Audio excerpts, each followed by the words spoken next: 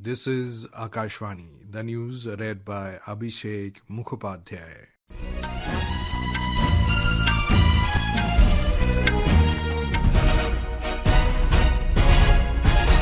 The Waqf Amendment Bill 2025, as reported by the Joint Parliamentary Committee, has been moved in the Lok Sabha for consideration and passing today.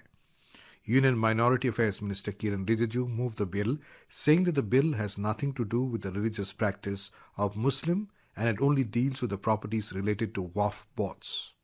I rise to move the motion for consideration of the Waqf Amendment Bill 2025 and Mussalman Waqf Repeal Bill 2024. अपने जब मैं opening करूंगा उसका भी जवाब आएगा और बाकी अमेंडमेंट तो आखिरी में आता ही है, लेकिन मैं इतना कहना चाहता हूं कि जो कमेटी इस बार दोनों सदन लोकसभा राज्यसभा मिला करके ज्वाइंट कमेटी में वक्फ अमेंडमेंट बिल पे जो चर्चा हुई है, आज तक भारत के संसदीय इतिहास इतना व्यापक रूप से चर्चा, कंसल्टेशन और समय कभी नहीं दिया है। इसलिए मैं ज्वाइंट कमेटी में जितने मेंबर्स दोनों सदनों के लोकसभा और राज्यसभा में जो सदस्य उस कमेटी में थे, मेरे तरफ से सरकार की ओर से मैं धन्यवाद देता हूं, अभिनंदन करना चाहता हूं। He said the government wants to make the Waqf boards inclusive and secular. He also added that the legislation is not intended for the management of masjid.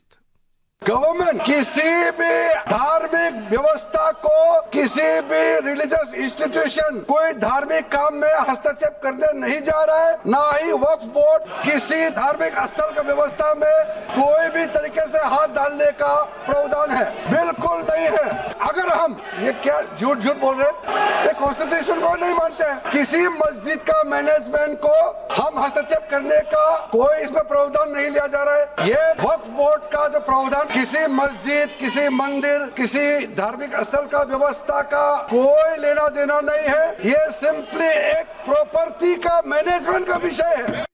Now we take you live to the proceedings in the Lok Sabha. ताकि ज्यादा पैसा आप charitable purpose के लिए खर्चा कर सके। तो अच्छा जो प्रॉपर्टी मैनेज करता है वो तो सरकार को शाबाशी देंगे। उसके बाद एक बहुत ही महत्वपूर्ण प्रावधान है जो हमको रखना पड़ा। आपने लॉ ऑफ लिमिटेशन को इस वक्फ बोर्ड का प्रावधान से हटा दिया था, इसको हमने लगाया है।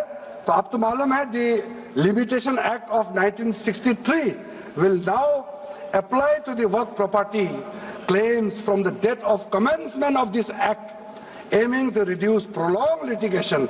ये बहुत बड़ा मैं मानता हूं एक कदम उठाया है। और जो सेक्शन 40 सबसे ड्रैकोनियन प्रोविजन इस एक्ट में था, तो सेक्शन 40 था।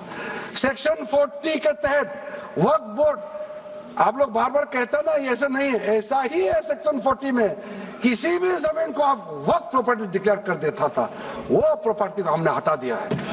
वो कोई भी जमीन को वक्फ प्रॉपर्टी डिक्लेयर करके फिर किसी गरीब के लिए नहीं करना है। वो लोग कुछ लोग, चंद लोग अपने के लिए, अपने फायदा के लिए इस्तेमाल करते हैं। वैसे मैं तो नाम नहीं लूंगा, लेकिन सर ये प्रावधान को इतना मिसयूज हुआ, इसलिए तो इतना लाखों प्रॉपर्टी का संख्या बढ़ गई। अब किसी प्रॉपर्टी को कैसे आप क्लेम कर सकते हैं?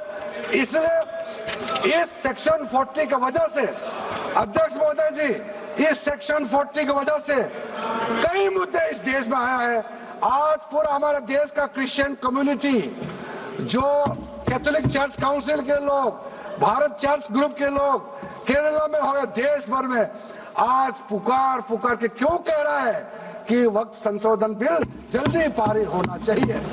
वो इसलिए कि सेक्शन 40 का मिसयूज होता था। सर आप सोचिए, केरला का एमपी, तमिलनाडु का एमपी लोग तो सोचिए, अगर आपने गलती से इस बिल का विरोध कर दिया तो आप क्या विरोध झेलना पड़ेगा बाहर में।